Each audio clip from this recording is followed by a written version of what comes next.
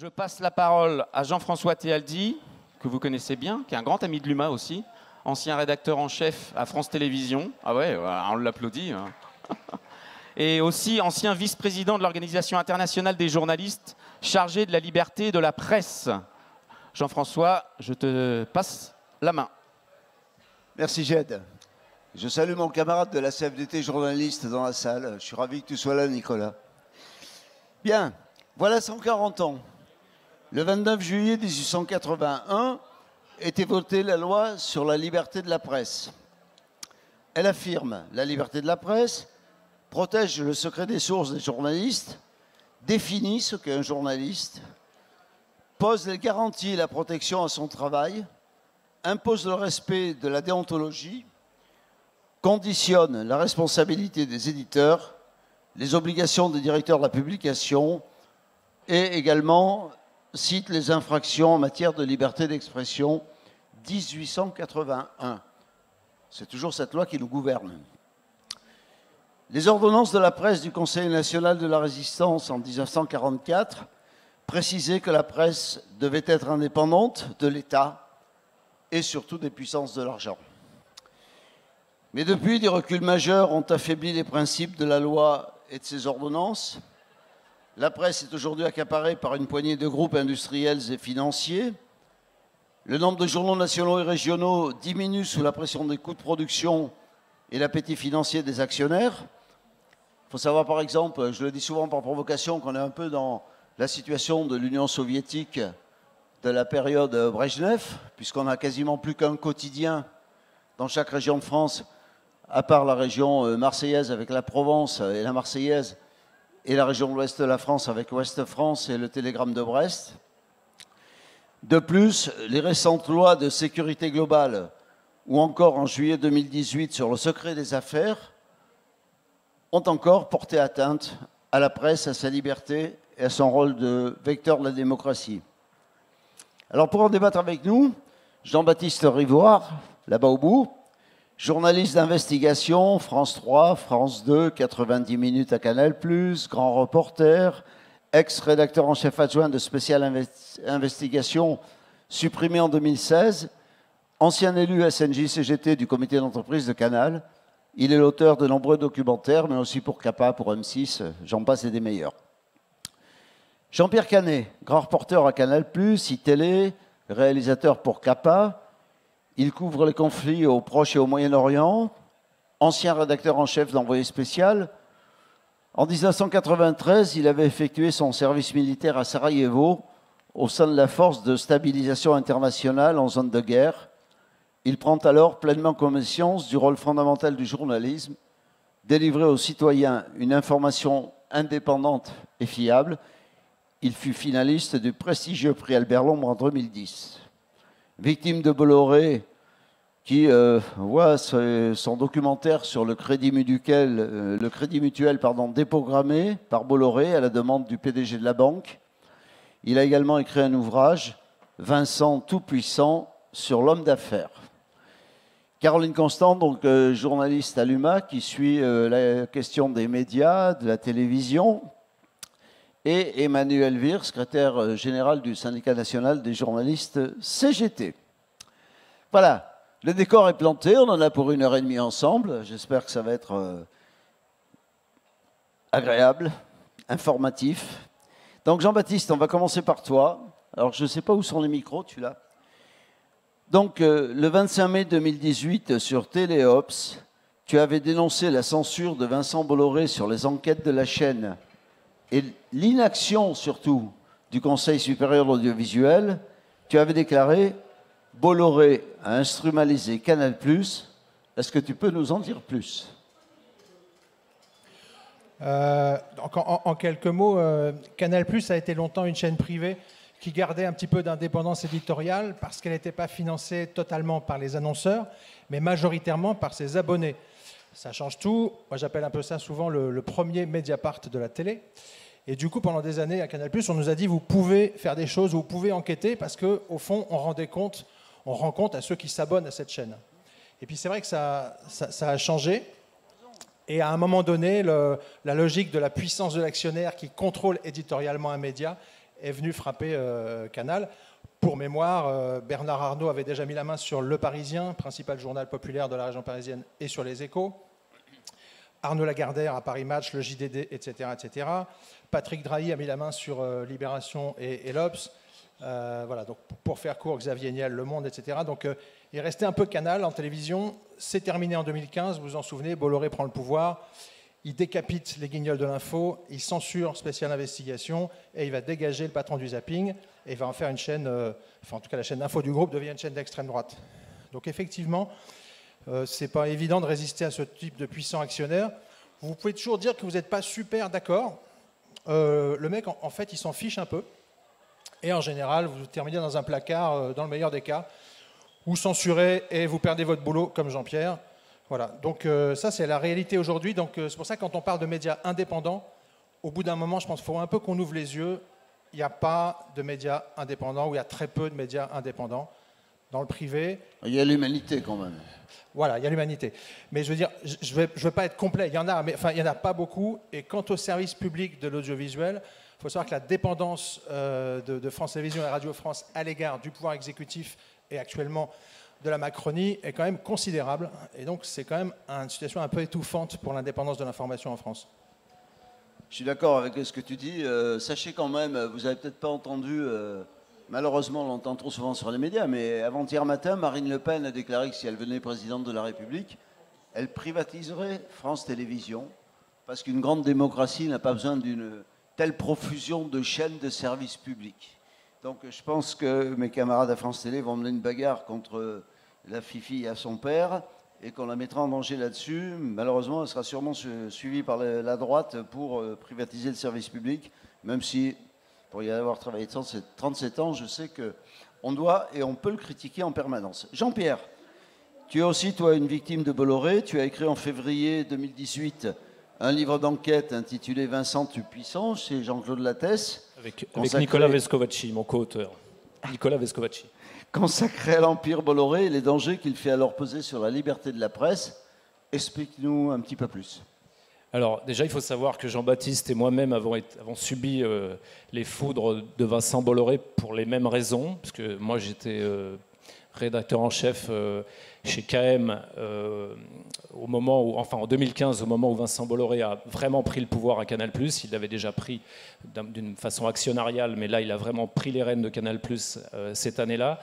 Et nous produisions avec mon co-auteur une enquête sur le Crédit Mutuel que nous avions proposé à Jean-Baptiste et à son équipe, à Stéphane Auman qui était son responsable éditorial.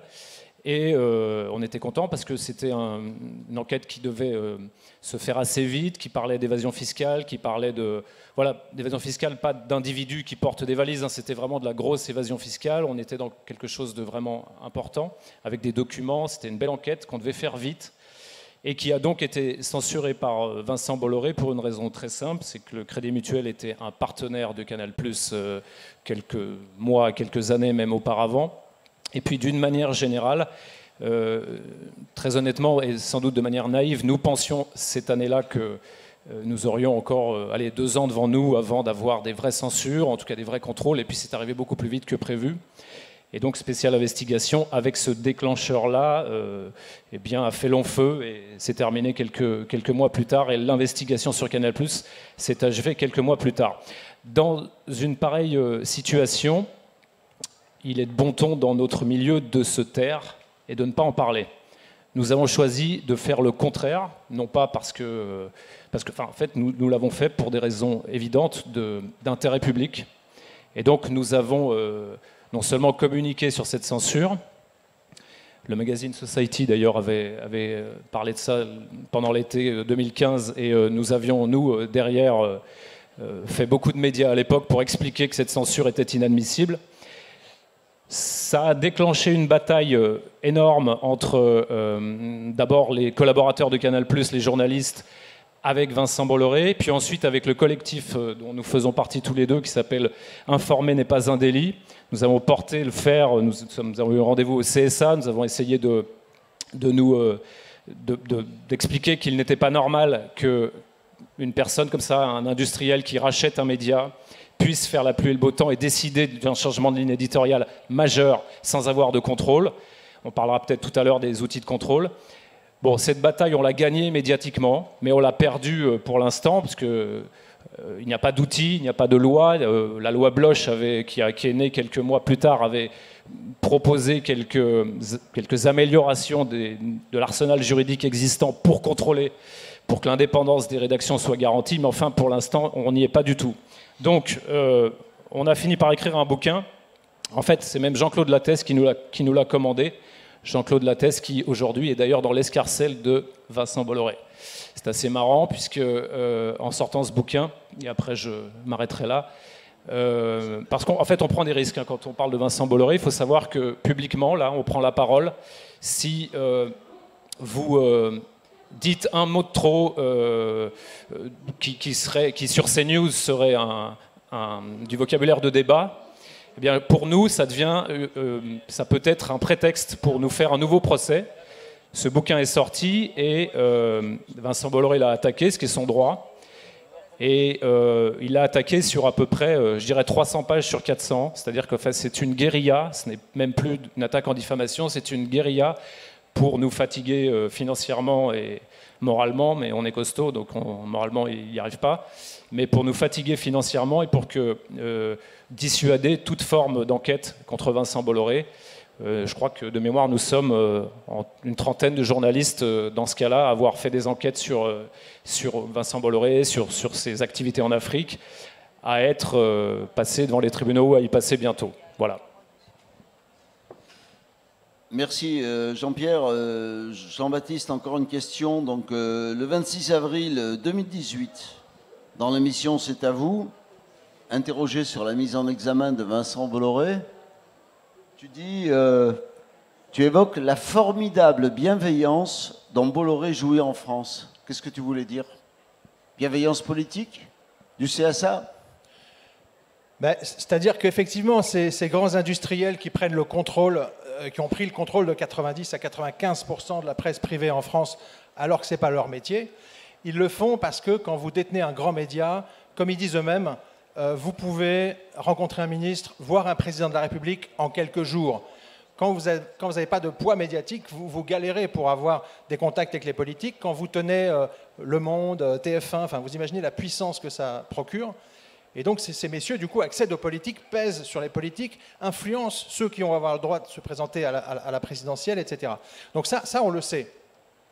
C'est un problème d'organisation de la presse en France. Mais à un moment donné, il y a un deuxième étage de la fusée, parce que, pardon, jusqu'à nouvel ordre, a priori, ce n'est pas Bernard Arnault, Bolloré ou Arnaud Lagardère qui font les lois en France.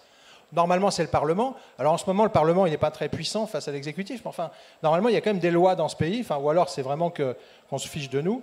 Et s'il y a des lois dans ce pays, que font les politiques?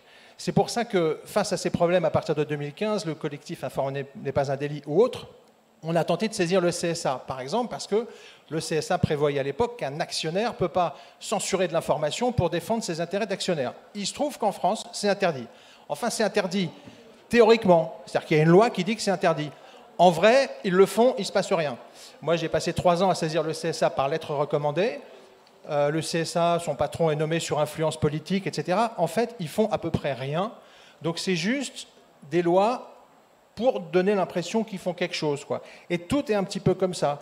Bon, Zemmour, il est condamné quand même 2 fois pour incitation à la haine raciale, condamnation définitive. Bon, ben voilà, il n'y a aucun problème, il est la figure emblématique d'une chaîne d'infos. Donc, en fait, il y a un moment donné, je suis désolé, mais il faut remonter un peu au-dessus et demander à nos politiques qu'est-ce qu'ils font par rapport à ça. Et ce qui est absolument affligeant, c'est qu'au fond, alors que la gauche a toujours eu un discours de se méfier de la concentration dans les médias, depuis Mitterrand, mais Bloch, mais tous, même Hollande, ont fait mine de se préoccuper de ce problème gravissime de démocratie, en réalité, ils ont tous à un moment donné pactisé avec ces grands industriels qui contrôlent la presse en se disant « si je me fais copain-copain avec eux, ils vont m'aider pour ma prochaine campagne ». Et c'est par exemple ce qu'a fait François Hollande.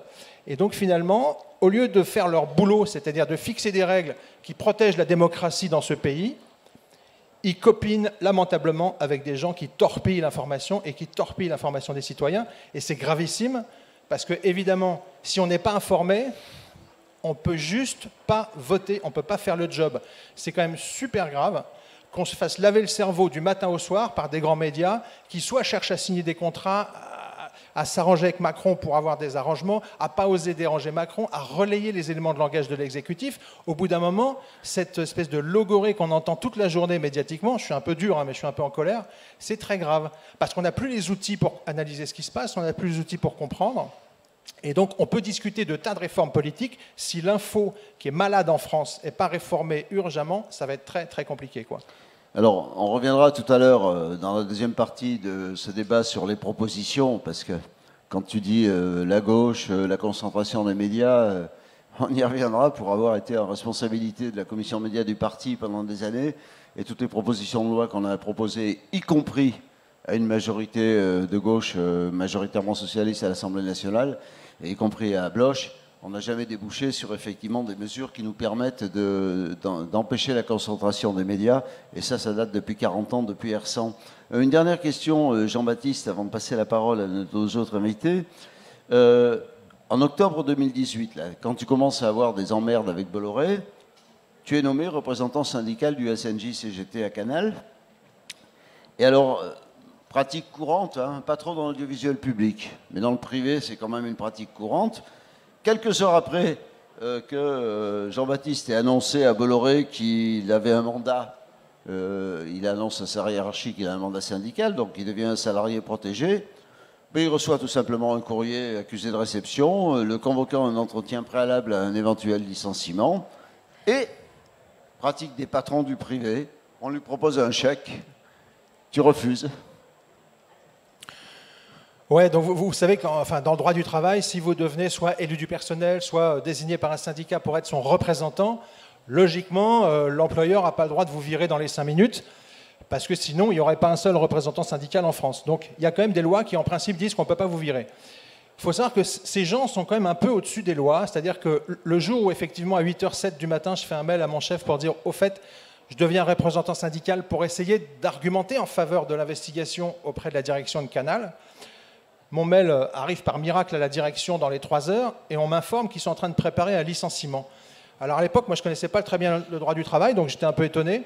Je dis, ah bon, mais on peut virer quelqu'un qui a annoncé qu'il était représentant syndical. Et en fait, à la fin, la directrice des ressources humaines, un peu après, m'a raconté ce qui s'était passé dans cette journée terrible. Et c'est assez amusant parce qu'elle dit, alors je ne sais pas comment on peut les appeler, les hommes de Vincent Bolloré, les sbires, je ne sais pas comment on peut les appeler. Elle leur dit, mais attendez, ce salarié vient de prendre un mandat syndical, on ne peut pas le virer, on ne peut pas lui faire une lettre de licenciement aujourd'hui. Ça va être tellement évident qu'on le vire parce qu'il a pris un mandat syndical. Et elle m'a raconté que les gars lui disaient, mais c'est pas grave, tu lui fais une lettre pour le virer, il a 3 enfants, de toute façon, dans 2 jours, à la fin du week-end, il aura réfléchi, il va paniquer, il va craquer et il va prendre un chèque. Ils ont tous pris des chèques. Et puis, on lui fera signer un accord de silence, comme ça, il fera comme tous les autres qui fermeront leur gueule. Parce que de l'argent, on en a, le silence, on l'achète. Bon. Alors, donc arrive le lundi, et moi, il me laisse des messages sur mon répondeur, parce qu'en fait, on vous dit qu'on va vous virer, vous êtes convoqué pour un licenciement, et puis en parallèle, discrètement, sur votre portable, on vous met des messages en disant « tu pourrais peut-être nous rappeler ». Alors, moi, je me dis, mais ils nous prennent pour un con. Là, je suis convoqué officiellement dans 8 jours pour un licenciement. Et là, ils commencent à jouer sur mon téléphone portable à 21h. Bon. Donc, je dis, je réponds pas.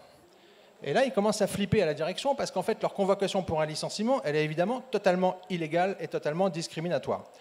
Et donc, ils sont un peu en panique. Alors, ils vont voir les gens du syndicat dans l'entreprise, puis ils disent, mais ce garçon, vous ne pourriez pas vous arranger, il faudrait quand même qu'on parle avec lui. On va trouver un arrangement, bien sûr. Alors, mes copains disent, bah, écoute, vous n'avez qu'à lui demander. Après, ils appellent mon chef.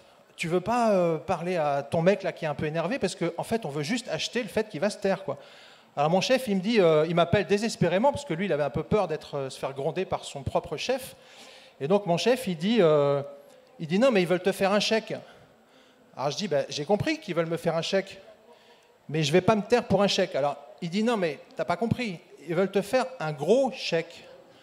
Alors je dis j'ai compris mais je m'en fous. Et donc il rentre en panique. Et voilà. Et puis après, je ne sais pas par quel miracle, ça a commencé à fuiter dans la presse. Hein. Les fuites dans la presse, c'est vraiment horrible. Et donc, le jour de la convocation, la DRH qui me convoque est blême. Elle me tend d'emblée une lettre en disant non, mais on ne va plus du tout te virer parce qu'en fait, c'est totalement interdit. Donc voilà. Et là-dessus, sur son écran d'ordinateur, elle voit une dépêche de l'agence France Presse qui annonce cette convocation pour un licenciement, et ils étaient donc très embêtés. Et donc, comme il y a quand même parfois des lois, bon, ils ont reculé, et pour vous faire court, à partir de là, on vous dit, bon, ben, alors, d'abord, on vous laisse crever 6 mois sans aucune affectation, on laisse passer l'été, tous vos copains sont recasés, puis vous avez rien, hein, bon, c'est classique, hein, il y en a des centaines en France partout, hein, c'est normal. Après, au bout de 6 mois, vous dites, mais c'est bizarre, en fait, au bureau, là, je fais rien, enfin, vous me donnez rien à faire, donc je pourrais peut-être vous proposer une enquête sur François Hollande ou... Alors ils disent, ah non, une enquête sur François Hollande, non, ça c'est pas une bonne idée du tout. Alors après, ils disent, non mais on a un truc pour toi. Tu pourrais peut-être prendre un petit bureau dans le grenier, puis tu pourrais peut-être observer la tendance mondiale du documentaire. Alors je leur ai dit, mais non, mais ça, vous avez déjà demandé ça à mon copain de la CGT il y a 8 ans, mais en fait ça fait 8 ans qu'il est au placard et qu'il observe la tendance du documentaire pour faire une newsletter mensuelle que personne ne lit. Donc il y a déjà un mec qui fait ça dans le placard, quoi. Donc moi je sais pas... Alors après, ils m'ont dit, non, mais en fait, au bout de 2 ans, ils m'ont dit, bon, alors on va faire une transaction, on va te donner de l'argent pour que tu te taises. Bon, je leur ai dit, ben non, mais ça, on a déjà fait, c'est pas d'accord. Alors après, ils m'ont dit, non, mais il faudrait quand même que tu travailles. Alors ils m'ont dit, tu vas faire une enquête sur l'affaire Grégory. Alors je leur ai dit, ben oui, mais enfin, je sais pas, moi je préfère faire des enquêtes un peu sur les pouvoirs économiques ou les pouvoirs politiques, je pense que c'est notre boulot de journaliste de faire ça. Non, mais tu sais, l'affaire Grégory, ça intéresse vraiment les gens, c'est super bien. Donc je leur ai dit ok, il y a déjà eu 245 reportages sur l'affaire Grégory depuis 30 ans, puis on ne sait pas qui c'est qui l'a noyé dans la Vologne, mais moi je veux bien essayer de chercher. Donc j'ai passé 3 semaines à plonger dans l'affaire Grégory. Donc après vous dormez mal, vous êtes stressé parce que c'est des sujets horribles, puis vous rendez un rapport, et puis là il vous dit ah non mais Netflix l'a lancé, donc c'est trop tard. Et puis après ils m'ont fait travailler sur un autre tueur en série qui a tué 20 femmes. Et donc il faut dire oui chef, ok, je vais travailler. Alors vous travaillez sur les tueurs en série, puis à la fin vous vous dites ils se foutent vraiment de notre gueule. Peut-être que les Français ont envie de s'intéresser à autre chose que les tueurs en série. Voilà.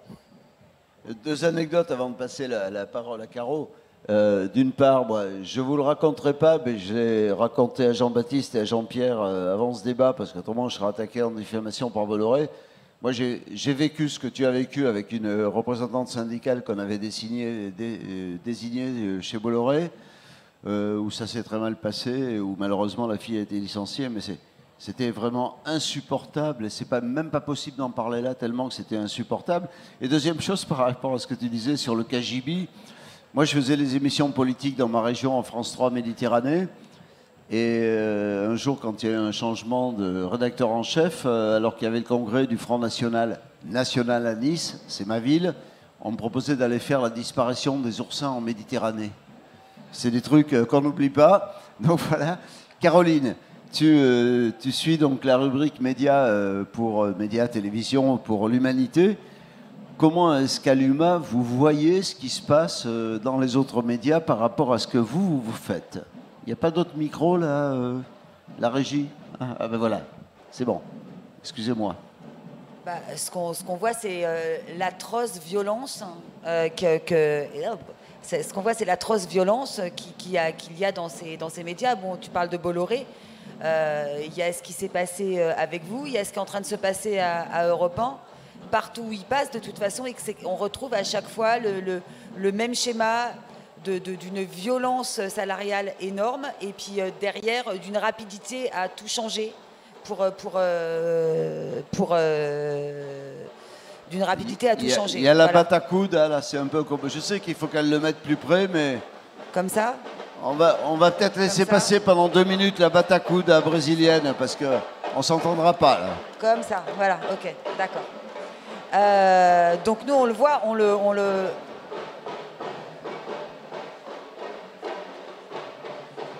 Déjà, j'adore l'exercice. C'est bruyant, la fête de l'humain. Hein. Allez, vas-y, Caro. On le voit et on le suit évidemment et on le dénonce. Je reviens sur ce que vous disiez, mais effectivement, on est toujours, nous, très attentifs au moindre mot de ce qu'on publie sur Bolloré, parce que dans n'importe quel média, sur n'importe quel support, Bolloré, il attaque systématiquement quand on parle de lui. Et effectivement, il a des armées d'avocats et des moyens que nous, en face, on n'a pas forcément. On fait toujours extrêmement attention à être vraiment le plus précis possible quand il s'agit de lui. Après, moi, je trouve pas ça je trouve ça atroce ce qui se passe en ce moment en France. Je pense qu'on a un vrai problème démocratique avec la façon dont les restructurations se font dans la presse. On parle de Bolloré, mais on pourrait aussi parler de ce qui s'est passé l'année dernière avec le groupe Mondadori qui a été racheté par Reworld et dont la spécialité est de vider les journaux de ces journalistes.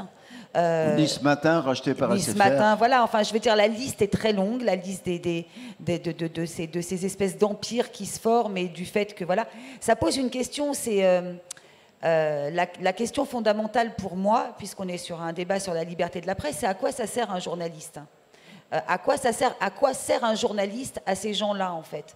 Ça ne les sert pas. Eux, ce qui les intéresse, c'est effectivement de détenir les clés des médias pour avoir une influence politique, mais aussi pour marquer les consciences et marquer idéologiquement les gens. En fait, ces journaux vont dans le même sens.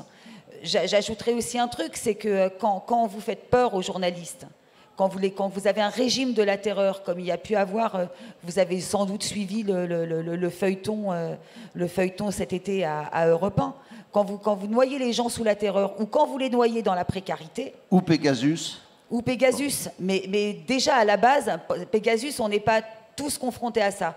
Par contre, moi je ne sais pas, hein, mais tous les confrères que je rencontre, la question du management par la terreur, ou la question du management par le salaire, par le fait que vous êtes pigiste, vous touchez votre salaire 3 mois après avoir fait vos papiers en suppliant, tous, etc. On a quand même, enfin Manu en dira plus, mais on est quand même une profession qui est extrêmement marquée, sans doute avec les gens du spectacle la plus marquée par la précarité. Ce n'est pas un hasard non plus, en fait. Je veux dire, quand les gens, quand les journalistes qui sont comme tout le monde, en fait, ils ont un loyer à payer, il faut qu'ils bouffent, en fait. Et quand vous les tenez par ces questions économiques et par la terreur, vous avez toutes les chances, effectivement, d'avoir une presse aussi derrière qui est aux ordres, en fait. Voilà. Et donc, moi, je pense qu'après, je vois des petits signes quand même dans la profession. Enfin, Manu en le dira aussi, je pense, mais depuis 2 ans, 3 ans, qui sont plutôt encourageantes. Moi, je fais cette profession depuis 26 ans à l'UMA. Voilà, j'en parlerai après. J'ai effectivement toujours vu cette profession se taire.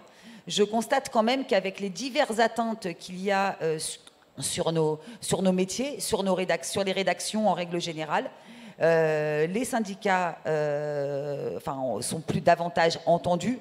Les sociétés des journalistes à l'intérieur des rédactions relèvent la tête un petit peu, protestent. C'est un début, hein, c'est un début de quelque chose. On ne va pas dire non plus que c'est la révolution dans le métier. Hein. Je veux dire, encore une fois, quand vous ratatinez les gens à ce point-là, quand vous mettez au pas une profession à ce point-là, c'est extrêmement dur de relever la tête. On le sait tous, hein, en fait. C'est pas spécifique aux journalistes. Après, moi, je vais vous dire aussi un mot sur mon journal, quand même, à l'Humanité. Ben oui, nous, on est indépendants, en fait, quoi. L'indépendance, elle a un prix, hein, c'est-à-dire que nous, on n'est pas financé par le grand patronat, on est financé par vous, en vérité. Mais du coup, on n'a pas forcément non plus les moyens qu'on aimerait avoir, voilà, en termes de journalistes, en termes de possibilité d'aller en reportage, en termes de... Voilà, on a souvent du mal à boucler nos fins de mois, comme vous le savez les uns et les autres, avec les souscriptions qu'on lance régulièrement. Cela dit, c'est une sacrée liberté de bosser à l'UMA quand même. À l'UMA, il n'y a pas de sujet tabou, il n'y a pas de gens qui ont un avis moins important que les autres. On a un collectif de travail qui est puissant, qui s'engueule. Hein, on s'engueule les uns les autres, voilà. Mais on a une liberté de proposition et d'écriture qui est discutée dans le collectif. La puissance de ce collectif, elle est aussi très importante. L'indépendance d'une rédaction, c'est aussi ça. Et ça, enfin pour nous, enfin voilà. Après, encore une fois, le prix fort, on le paye. Hein, c'est-à-dire qu'on est régulièrement étouffé économiquement aussi, en fait, quoi. Voilà. Allez, quelques petits applaudissements pour l'UMA. Bien, Manu. Caroline vient de dire un truc. Tu reviendras après, je pense, sur les épisodes Canal+, Bolloré, les désignations de représentants syndicaux dans les boîtes privées où c'est compliqué. Mais Caro dit un truc, la profession se tait. Moi, j'étais au congrès du syndicat. Moi, je n'ai pas l'impression que la profession se tait. Non, ouais, je vais vous donner mon sentiment de secrétaire général donc, du deuxième syndicat de la profession.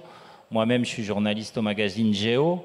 Et alors, c'est marrant parce que Géo appartient au groupe Prisma Media, que le même Bolloré a racheté le 1er juin aux Allemands, donc à Bertelsmann. Donc, je vous en dirai 2 mots plus tard parce que maintenant, c'est toi qui vas me donner des conseils.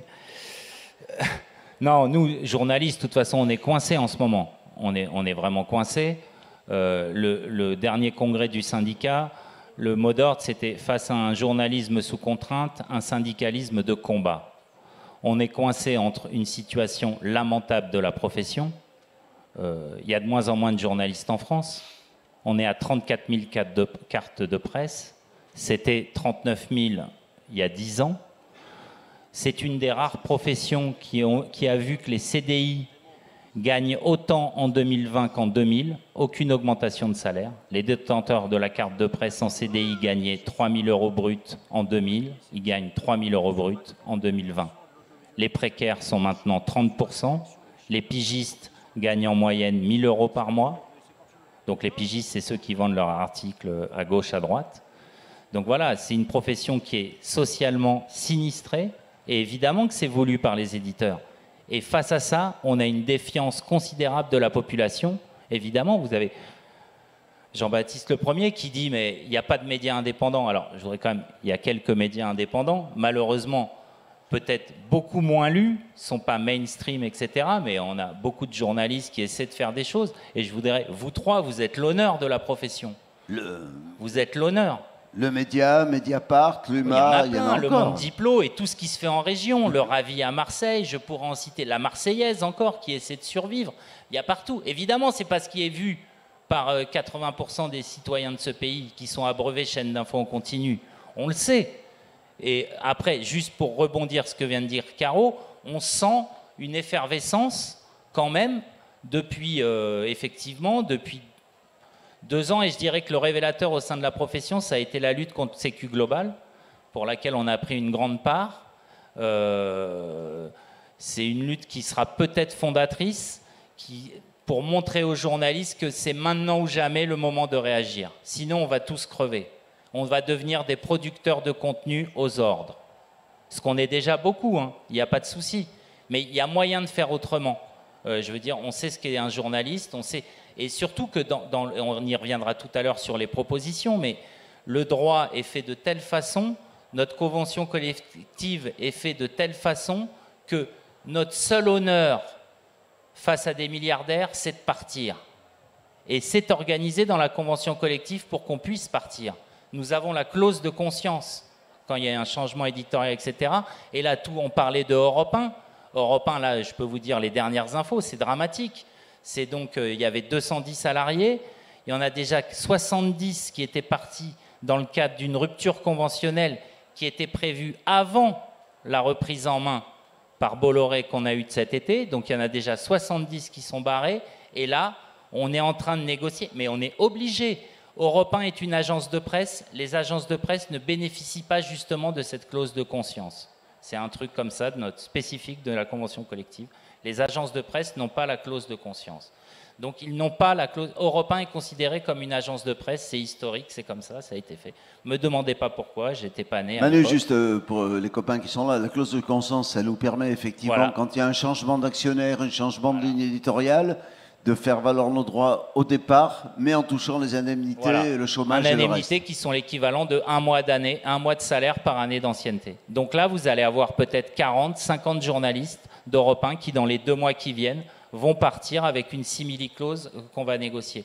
Donc c'est clair que, et je m'arrête là, mais pour l'instant, on est en échec face à Bolloré.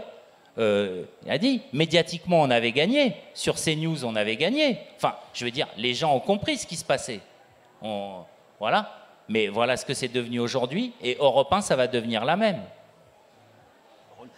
Jean-Pierre, Jean-Christophe veulent dire un mot, puis après on revient sur Carole. Par rapport à ce que dit Emmanuel là-dessus, c'est en fait, je pense que les journalistes sont pris entre plusieurs feux aujourd'hui.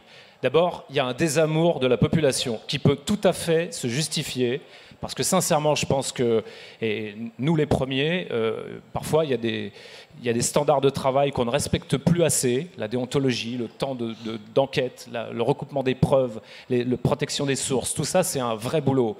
Je pense que les écoles de journalisme, par exemple, même si elles sont excellentes en France, elles n'ont pas assez d'exigence sur ce qu'est fondamentalement un journaliste. C'est-à-dire, un journaliste est là pour être un contre-pouvoir. Ça n'est pas être contre le pouvoir systématiquement, c'est opposer un contre-pouvoir éclairé.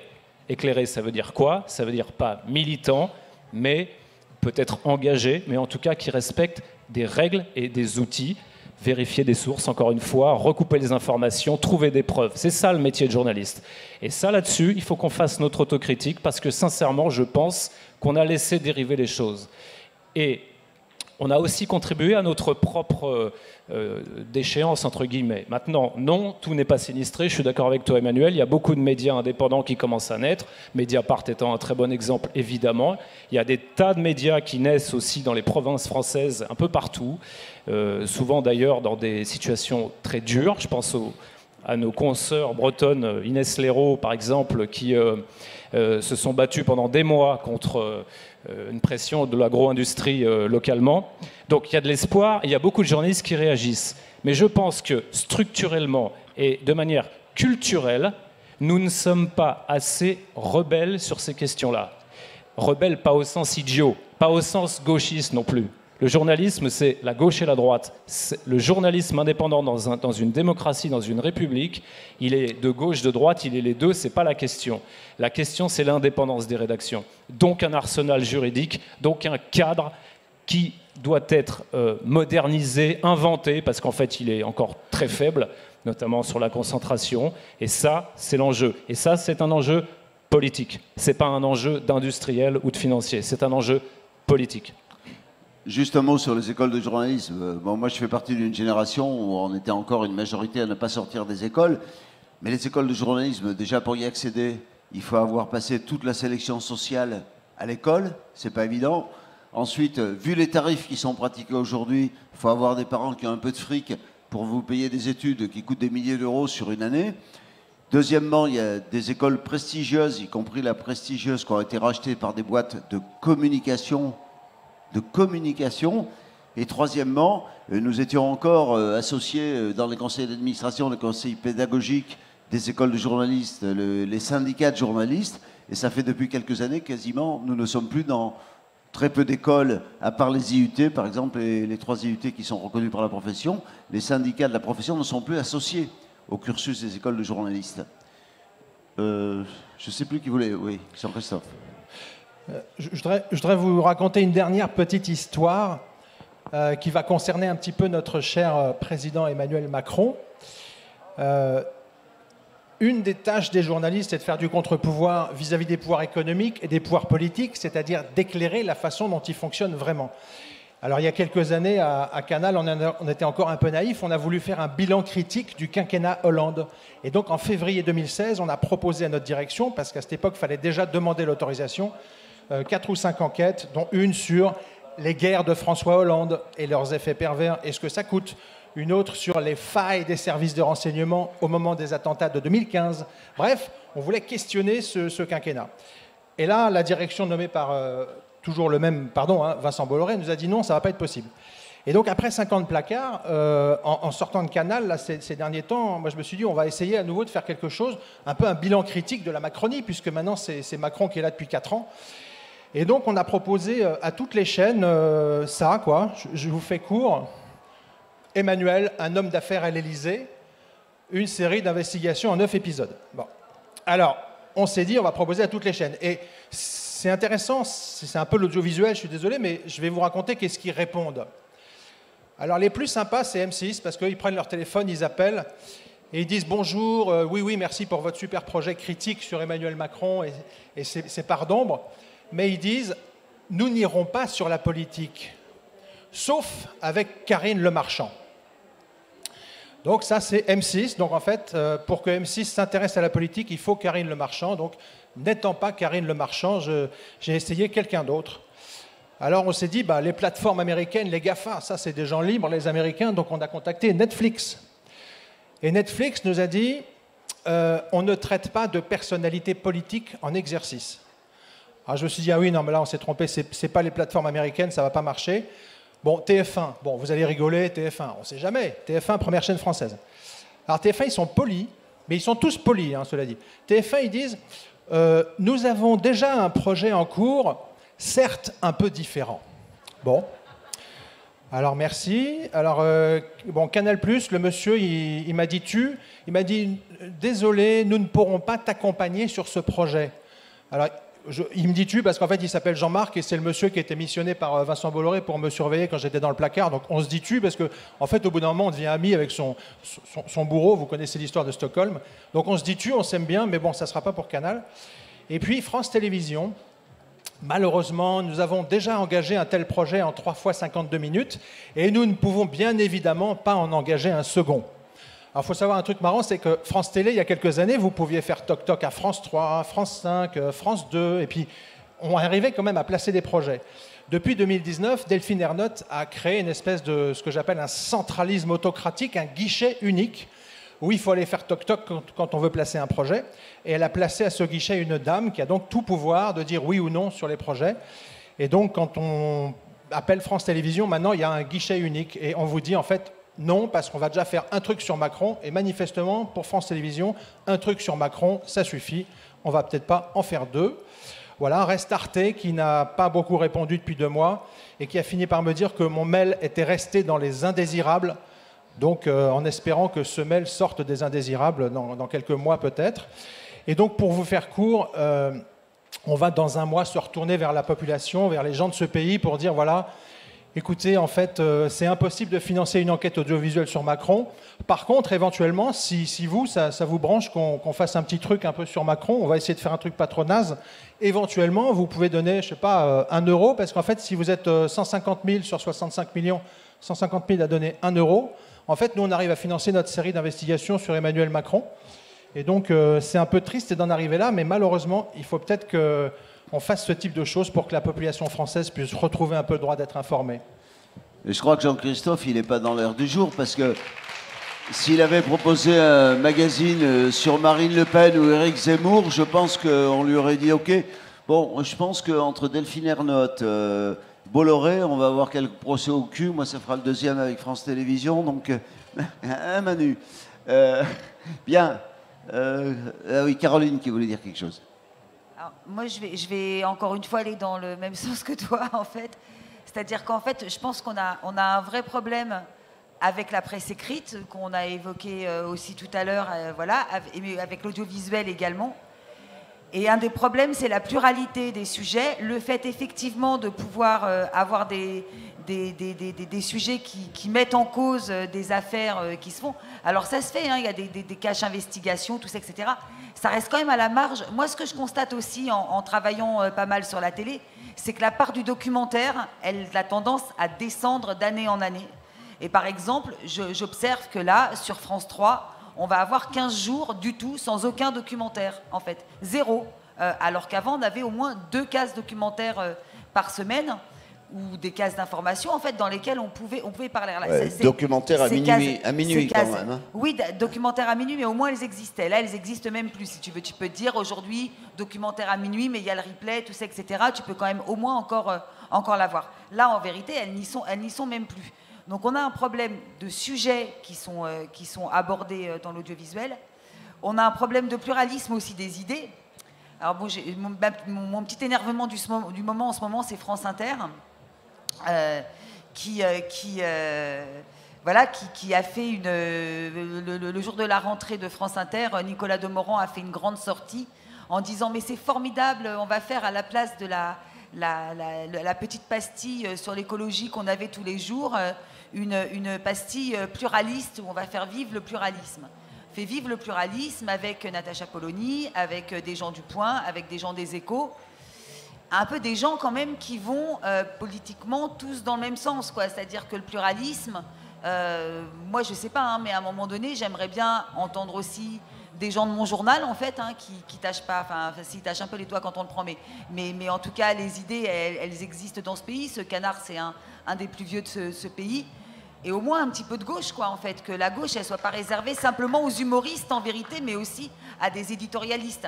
Et en fait, je pense qu'on a un vrai problème là-dessus. L'autre chose sur laquelle je voulais intervenir, c'est tout à l'heure, tu parlais du CSA.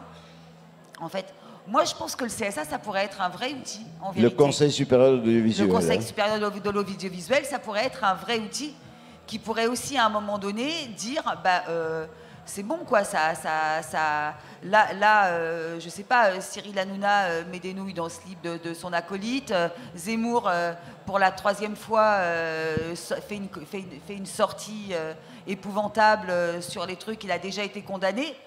À un moment donné, ces chaînes-là, on les sanctionne, mais on les sanctionne pas 6 mois plus tard, on les sanctionne pas 1 an plus tard. Je veux dire, moi je veux bien qu'on mène une enquête, hein, mais enfin, les choses, elles sont au vu et au su de tout le monde. Il faut pas 6 mois pour dire que Zemmour, il a dérapé. Il faut pas 6 mois pour dire que Pascal Praud, il a dérapé. Il faut pas 6 mois pour dire que Hanouna a dérapé. On peut prendre ces gens en porte-monnaie. L'argent, ils s'en foutent. Ils en ont de l'argent, en fait. Donc, faut arrêter de les prendre au porte-monnaie. Moi, je pense très, très sincèrement qu'il faut les prendre à la fréquence. Et je pense très sincèrement, les fréquences, elles appartiennent à l'État. Et à un moment donné, il faut les prendre à des interdictions d'émettre, parce que ça se joue comme ça, parce que ces gens sont des gens qui fractionnent la société et des gens qui vont simplement contre la loi, en fait, tout simplement. Et c'est peut-être que certains jugeront excessif ce que je dis. Il y a des parlementaires qui ont bossé sur cette question aussi au Sénat et qui disent la même chose, en fait. C'est-à-dire qu'à un moment donné, une des clés pour sortir de tout ça, c'est de couper la fréquence aux gens qui font n'importe quoi. Tout à fait. Il nous restera après 35 minutes. On va parler des propositions que nous avons pour essayer de rendre cette liberté à la presse plus pluraliste, qu'elle soit celle du SNJ, CGT ou de la commission média du parti. La parole est vraiment très importante. Dans la veine, on parlait de terreur. Je ne sais pas si vous avez lu ce dernier. C'est l'un des derniers numéros de Society. C'est un numéro consacré à CNews. Ce qui est dingue dans ce numéro, mais dans le dossier de l'humanité qui est sorti quelques mois auparavant, c'était pareil. Sur le site Les Jours, c'est la même chose. Quand vous interrogez des journalistes du groupe Canal+ aujourd'hui, il n'y en a pas un, je dis bien pas un, pas une, qui prend la parole sans se cacher derrière l'anonymat. Je ne sais pas si on réalise la gravité de cette situation. Un journaliste, par essence, c'est fait pour communiquer, pour parler, pour s'exprimer. Quand vous enquêtez sur le groupe Canal+, même plus généralement sur les rédactions qui sont sous le contrôle de Vincent Bolloré, c'est vrai aussi dans une certaine mesure pour d'autres groupes. Il ne faut pas qu'on soit obsédé que par Bolloré, mais c'est particulièrement vrai là.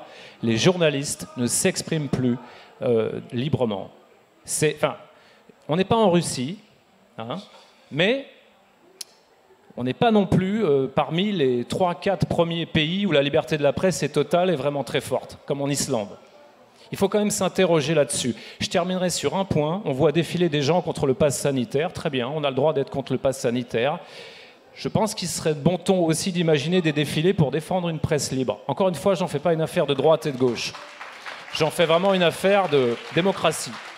Et je suis toujours assez scotché de voir à quel point ce sujet est totalement, n'est absolument intéressant pour personne, alors à part des gens comme vous et des interventions qu'on fait à droite, à gauche, à Paris ou dans les régions, mais ça n'est pas un problème massif, populaire, ça devrait l'être. Vraiment. Donc la parole est d'or et j'espère que Adèle va nous le prouver dans son documentaire. Merci Jean-Pierre. Allez, on va passer quelques minutes à vous faire des propositions, parce que des propositions, le SNJ-CGT depuis 40 ans, depuis que, moi quand j'ai démarré la profession, depuis que Robert Hersan, ancien collabo, rachetait tous les titres de la presse quotidienne régionale, le syndicat s'est toujours battu pour empêcher ces concentrations, pour empêcher que les journaux tombent aux mains de gens qui n'étaient pas très respectables, et notamment des financiers. Donc des propositions, on en a. Des propositions au Parti communiste, on en a aussi, puisque dans la commission média que j'ai animée pendant des années pour le parti au niveau national, nous alimentions régulièrement nos parlementaires, sénateurs et députés pour faire des propositions de loi qui, comme je le disais tout à l'heure au début du débat, n'ont jamais été étudiés, mis sur la table de débat à l'Assemblée nationale, que l'Assemblée nationale soit de droite ou dirigée par le Parti socialiste. Nous n'avons jamais abouti. Mais ces propositions, pour nous, on va en débattre. Je vais donner la parole à Manu, puis Jean-Pierre, je sais qu'il a aussi des propositions, puisque Julia Canet, qui est une économiste, présidente de la Société des lecteurs du Monde, devait être avec nous, puis elle est dans un autre débat. Elle a aussi beaucoup d'idées là-dessus, que je ne partage pas obligatoirement, mais ça aurait été intéressant de pouvoir débattre avec elle. Manu, allez, que propose la CGT, le syndicat des journalistes, pour sortir de cette merde dans laquelle on se trouve? Ça fait tellement longtemps qu'on est là-dessus que de toute façon, les propositions du SNJ-CGT sont les propositions de beaucoup. Et là où je rejoins Jean-Pierre, ce qui est dingue, c'est que, en fait, ce qu'on veut tous, c'est une réappropriation démocratique des médias, qu'ils soient de gauche, de droite, je m'en fous. Et on a l'impression que tout le monde s'en fout, alors qu'en fait, il y a plein d'organisations, les syndicats ont quasiment les mêmes. Enfin, et j'y viens donc tout de suite. En gros, on pourrait les classer pour moi, parce qu'en plus, depuis quelques années, ce qui a beaucoup changé, c'est qu'en plus d'être attaqué par les capitalistes, on est attaqué par l'État, hein, les journalistes.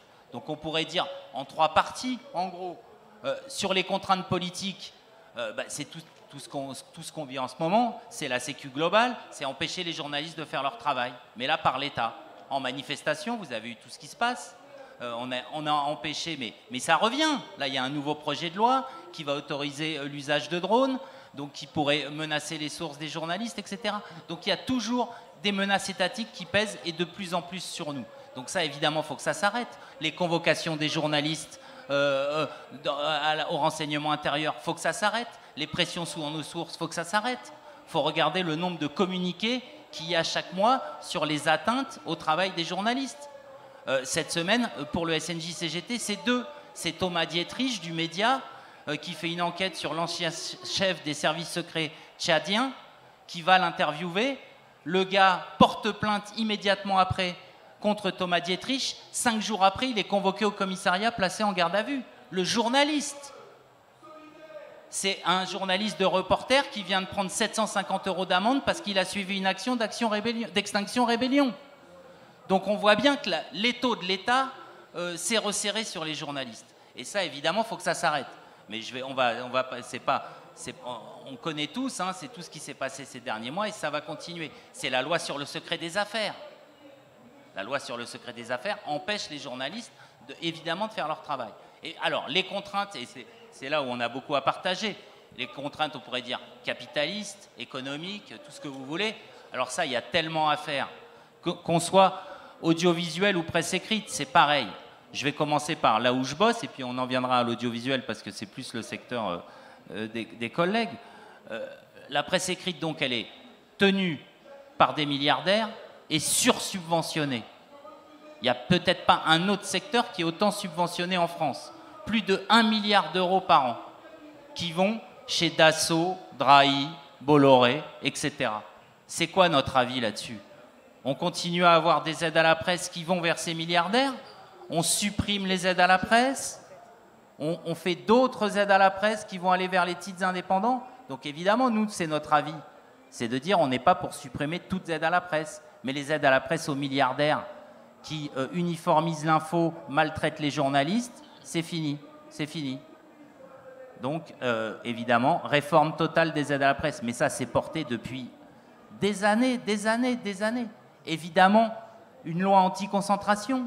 Alors, il y a une loi anti-concentration dans les médias, mais elle pèse rien. Elle pèse rien. Et sachez que chaque fois qu'il y a une concentration, chaque fois que M. Bolloré rachète un groupe, ça passe à l'autorité de la concurrence. Et l'autorité de la concurrence dit toujours oui, quoi qu'il arrive. Et parfois, mais quelques petites limites, mais qui ne sont elles-mêmes pas respectées. En presse écrite, c'est par exemple un groupe que connaît bien et que vous connaissez bien tous les deux, le Crédit Mutuel. Le Crédit Mutuel, quand il rachète toute la presse de l'Est de la France, l'autorité de la concurrence lui dit « Ah d'accord, tu peux le faire, mais il faudra que tu maintiennes quand même une information différente selon tes régions, etc. » Nanana. Il ne l'a jamais respecté, il n'a jamais eu d'amende, etc. Ça passe, ça passe. Donc évidemment, une grande réforme anti-concentration. Juste un mot, Manu, sur cet aspect. On est quand même un des rares pays où, dans tous les tours de table d'actionnaires de la presse quotidienne régionale notamment, on trouve partout des banques. Les banques, ce n'est pas des philanthropes. S'ils investissent dans la presse, c'est qu'il y a un retour sur investissement qu'ils attendent. Et ça, c'est une originalité dans l'ensemble de l'Europe de l'Ouest démocratique. C'est les banques qui détiennent nos quotidiens régionaux en France. Vas-y, Manu. Alors, évidemment, la situation de l'audiovisuel public, tu pourras en parler aussi, mais il faut que ça, maintenant, dans la Constitution, ce soit clarifié, qu'il y ait un budget, que ce soit sanctuarisé, parce qu'on voit bien en plus les menaces qui vont peser pendant la campagne présidentielle. Enfin, on sent bien que la droite va se jeter aussi sur les privatisations de certaines chaînes. Alors, ils vont faire plus modéré que Marine Le Pen, mais évidemment. Et alors, ce qui est dingue, c'est que nous, en ce moment, dans les rédacs partout, vous l'avez évoqué, en gros, pendant des années, ce qui a circulé dans les rédacs, mais ça ne tient plus, et c'est pour ça que j'ai de l'espoir aujourd'hui que je n'avais pas il y a 5 ans. C'est en gros, le SNJ-CGT, on était peut-être le dernier syndicat à vouloir lutter contre les concentrations, il y a 5 ans. Parce qu'on nous disait, ouais, mais s'il n'y a pas ces milliardaires, toute la presse va crever. S'ils ne sont pas là pour investir, on va tous perdre notre boulot. Puis après, les journalistes se sont rendus compte que les milliardaires, ils arrivaient, mais ils viraient quand même les gens. Et qu'en fait, qu'est-ce qu'on fait? On mutualise. C'est l'exemple du Crédit Mutuel, donc qui a tous les canards de l'Est de la France. Qu'est-ce qu'il fait? Pour toute l'actualité nationale, internationale, sportive nationale, il a fait un bureau à Paris de 20 journalistes, et que vous habitiez à Dijon, à Lyon, à Strasbourg, vous avez la même actualité dans vos canards. Que ce soit l'Alsace, le Progrès, etc. Donc ça, nous, pendant des années, on s'est dit, ce qu'on va faire, c'est qu'on va essayer d'être un contre-pouvoir dans les rédacs. Donc on va dire, il faut qu'on soit indépendant de l'actionnaire. D'où cette pseudo-loi Bloch, qu'on a beaucoup poussée pour avoir une loi qui va dire, d'accord, c'est le milliardaire qui possède le canard, ou la chaîne, ou quoi, mais l'équipe rédactionnelle sera d'une certaine manière indépendante et pourra être un contrepoids en, par exemple, votant sur le directeur de la rédaction, en pouvant, etc. Bloch, qui nous a prouvé, on appelle ça la reconnaissance juridique de l'équipe rédactionnelle. Ça a été bossé depuis des années. Bloch, quand il était dans l'opposition, il était tout à fait d'accord. Ils sont arrivés au pouvoir. Juste avant de partir, Hollande, il a fait cette loi Bloch, novembre 2016. En fait, la loi Bloch, c'est quoi? C'est une charte déontologique par entreprise. Vous n'avez que cette obligation-là, et plus des particularités sur l'audiovisuel, mais dans toute la presse écrite, ils n'ont eu qu'une obligation, c'est négocier une charte avec les représentants des journalistes. Vous imaginez le rapport de force dans les rédacs? Encore une petite parenthèse. Ouais. Ça existe, cette différence entre les rédactions et les actionnaires. Et quand vous avez donc un journal, un média qui change d'actionnaire, la rédaction est totalement isolée et indépendante du changement d'actionnaire et du possible changement de ligne éditoriale. Ça existe en Allemagne. Nos syndicats allemands ont réussi effectivement à imposer ça en Allemagne. Ça marche. L'actionnaire change. La ligne éditoriale du journal ne change pas parce que, comme le disait Manu, la rédaction a pouvoir effectivement d'imposer aux nouveaux actionnaires le maintien de la ligne éditoriale du journal. Nous, pour le parti, on va plus loin que ça. Ce qu'on aimerait, c'est qu'au-delà des rédactions qui aient leur mot à dire sur la nomination des rédacteurs en chef et des directeurs de rédaction, on voudrait que ce soit l'ensemble des comités d'entreprise qui puissent avoir leur mot à dire afin qu'il n'y ait pas que les journalistes qui interviennent sur cette question, mais qu'il y ait aussi les techniciens et les administratifs qui aient leur mot à dire sur la ligne du journal. Ça nous paraît être une proposition très révolutionnaire. Et dernier point pour pas monopoliser, évidemment tout ça, que ce soit donc sortir de ces contraintes étatiques, capitalistes, mais comme l'a dit aussi beaucoup Caro tout à l'heure, de la précarité. Parce que ça, ils en jouent beaucoup. Et il faut que ça s'arrête. Il faut savoir que les premiers à ne pas respecter le code du travail, la convention collective, ce sont évidemment ces milliardaires. À ne pas payer les journalistes en salaire, par exemple, alors que c'est une obligation. Et tant qu'on laissera la profession sous les taux de cette précarité, de la pauvreté, c'est sûr qu'on ne les aura pas avec nous pour combattre. Parce qu'ils se poseront toujours la question de savoir, mais de quoi je vais bouffer? Voilà. Caro? Ouais. Moi, je vais revenir vraiment sur cette question dans les propositions, sur le nerf de la guerre, c'est l'argent. Faut pas se leurrer, en fait. En 2009, quand Sarkozy a fait péter une partie de la loi anti-concentration, c'était justement sur cet argument Deux, il faut des gens qui soient capables de financer la presse qui est en grande crise. On a vu ce que ça donnait. Hein. Je veux dire, depuis 10 ans, le paysage il s'est effectivement modifié, mais il s'est modifié avec une concentration dans les mains de Bolloré, dans les mains de Drahi, dans les mains de Xavier Niel, dans les mains de Kretinsky, enfin voilà, dans les mains de quelques gros milliardaires. À un moment donné, il faut se poser la question différemment. Quand l'économie de la presse elle a été pensée, moi je parle de la presse écrite là, mais du coup on va rejoindre l'audiovisuel après. Quand elle a été pensée en 1947 après la guerre par le CNR, elle devait se financer par la publicité en fait. La publicité, donc on parle d'une époque où il n'y avait très peu de radio, où il n'y avait pas la télé et où il n'y avait évidemment pas Internet. Évidemment, ça s'est énormément fractionné et évidemment aujourd'hui la publicité ça devient un truc congru, une portion congrue du financement de nos journaux. N'empêche que c'est encore elle qui est censée nous financer. Vous voyez bien la difficulté pour un canard comme le nôtre. Il vous suffit aussi de lire certains journaux pour voir que les annonceurs, en plus, choisissent les journaux dans lesquels ils vont mettre de la pub ou pas et choisissent le type de pub qu'ils vont mettre à des endroits ou pas. Ou choisissent le type d'émissions sur lesquelles ils vont mettre de la publicité ou pas. À un moment donné, il faudrait peut-être se sortir de cette logique-là, en fait. Parce qu'elle est complètement mortifère. Moi, je veux bien un morceau de yaourt, enfin un morceau de pot de yaourt paye une partie finance une partie des journaux, mais enfin, il faut me montrer quelle partie du pot de yaourt quand il s'agit de mon journal, quand il s'agit du Ravi, quand il s'agit de voilà quoi. Cette loi, elle fonctionne pas depuis le départ. Elle a été revue dès 51 avec les aides, avec des aides à la presse, puisqu'il y avait certains journaux qui avaient des faibles ressources publicitaires, dont l'UMA en fait. Voilà, et ça fait 50 ans ou 70 ans qu'on se balade avec un truc qui ne fonctionne pas en fait. Donc peut-être qu'à un moment donné, le financement de la presse écrite et de l'audiovisuel, puisqu'on est soumis au même type de financement, peut-être qu'à un moment donné, il faut intégralement le repenser. Pour ça, c'est aussi pour moi qu'il y a une dimension complètement citoyenne là-dedans, c'est que ça ne va pas se faire simplement avec les journalistes dans leur rédaction, écrasés comme ils le sont, écrasés par la précarité, écrasés par les abus d'autoritarisme, écrasés aussi par le fait que, comme il y a de moins en moins de journalistes dans les rédactions, ils ont de plus en plus de travail, ce qui est aussi une façon d'écraser notre travail en fait, parce que voilà, quand vous n'avez pas le temps de vérifier vos sources, parce qu'on vous file 5 papiers dans la journée, il y a un moment donné où la dégradation de votre travail va faire que vous, public en face, vous allez aussi avoir une dégradation de ce qu'on va vous rendre. La deuxième chose, c'est les aides à la presse. Effectivement, il y a un moment donné, ça aussi, il faut arrêter. Mais ça aussi, il faut que ça vienne des citoyens. Ça aussi, c'est un truc dont les citoyens, il faut qu'ils s'emparent. Moi, je vous donne l'exemple encore une fois. Je vais partir de mon journal parce que c'est ce que je connais le mieux. Mais encore une fois, on est à la fête de l'UMA quand même. Oui, on est à la fête de l'UMA, mais c'est pas grâce à Macron non plus, tu vois. En fait, on va pas non plus déconner.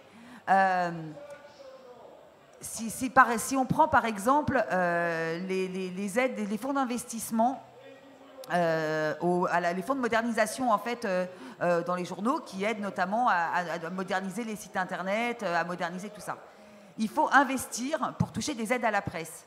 Évidemment, nous, on est toujours à l'os. Enfin, je veux dire, c'est compliqué d'investir quand vous n'avez pas d'argent, quoi, en fait. Voilà. Donc, nous, par exemple, on n'y a pas droit à ce fonds d'investissement. Voilà. Par contre, Le Figaro et Le Monde, tous les ans, c'est 15 et 18 millions qui touchent sur ces questions-là.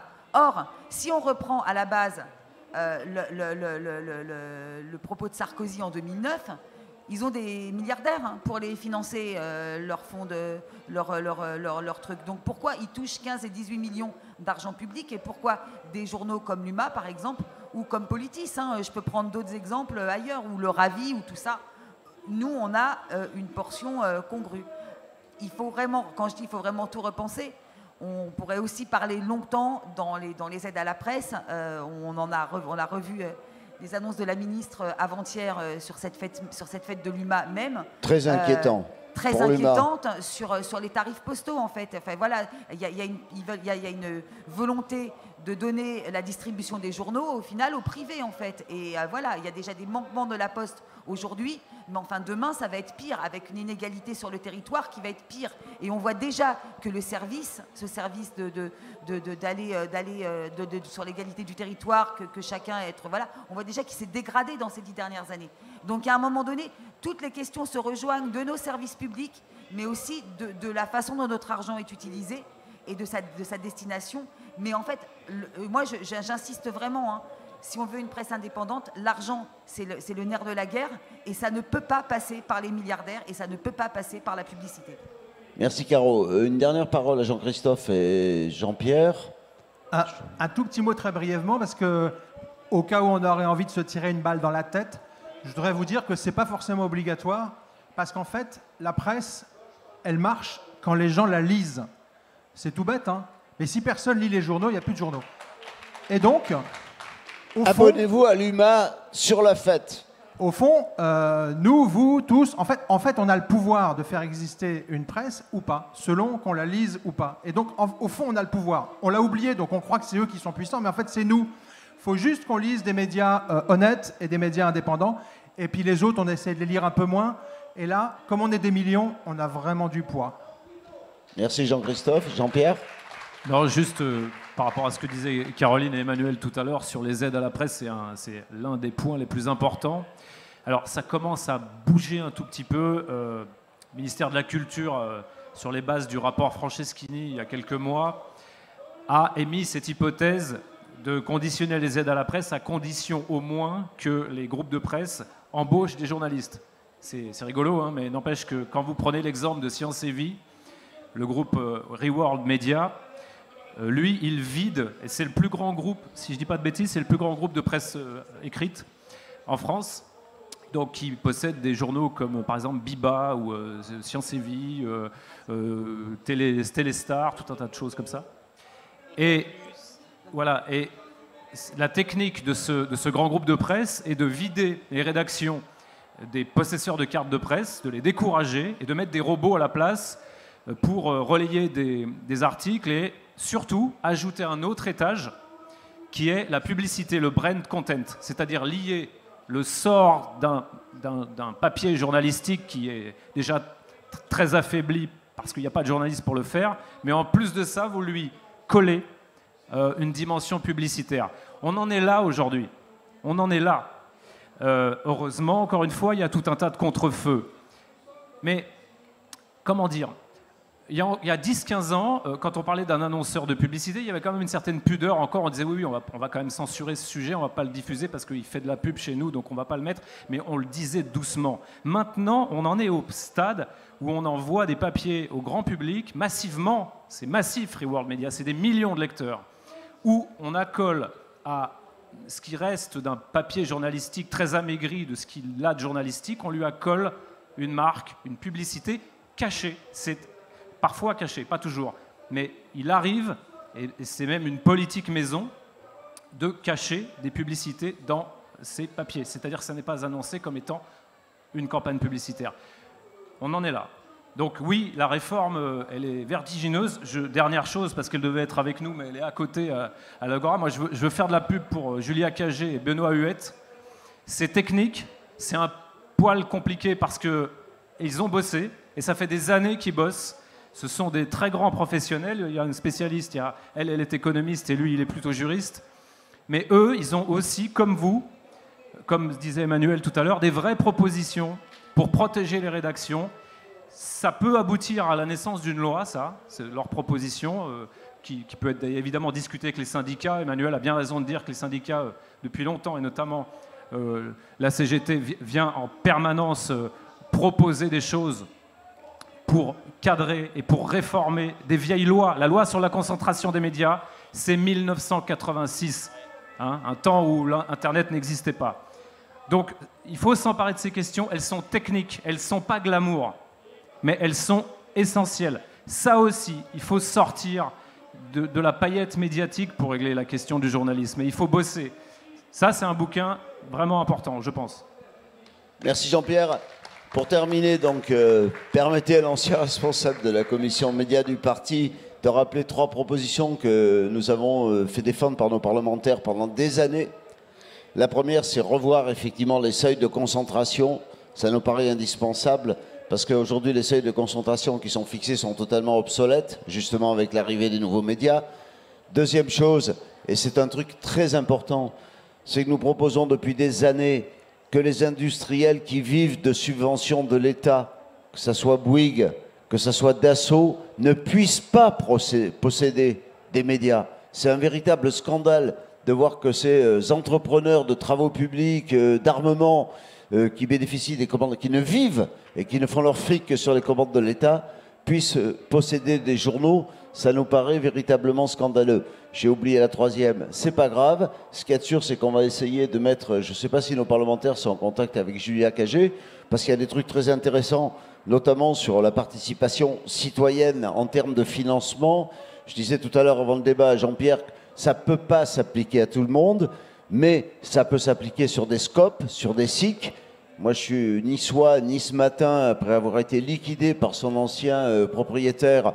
Les copains de Nice Matin ont mené une bagarre terrible avec les lecteurs qui a abouti, au bout de 2 ans de bagarre, de manifestations, de procès devant les tribunaux de commerce, avait abouti à la création, à la reprise du journal par une SIC, donc l'équivalent un petit peu d'une scope, on ne va pas rentrer dans le détail. Mais alors, ils ont sauvé le journal. Malheureusement, au bout de 2 ans, c'est pas toujours que les élus CGT dans les comités d'entreprise peuvent venir d'excellents gestionnaires et patrons de presse. Donc ça s'est un peu cassé la gueule. Et malheureusement, ça a été racheté par Drahi de SFR. Donc c'est tout à fait possible sur certains médias. Malheureusement, on ne peut pas tout à fait faire des scopes et des cycles partout. Donc voilà, j'espère que ce débat vous a apporté quelques infos. Je remercie nos 2 lanciers contre les empires. On verra si le camarade Bolloré nous fait des procès, ça sera assez marrant. Sachez, si vous êtes responsable d'union départementale CGT, de fédération du PC, que Jean-Christophe, je ne sais pas en Jean-Pierre, mais Jean-Christophe, je le sais, il est partant pour aller faire des débats du type d'aujourd'hui dans vos régions. Donc n'hésitez pas à venir le voir à la fin de ce débat. Abonnez-vous à l'IMA, parce que si le canard crève, non seulement il nous manquera tous les matins dans les kiosques, mais en plus, il n'y aura plus de fête de l'humanité. Abonnez-vous à l'IMA. Merci. Bonne fête de l'IMA.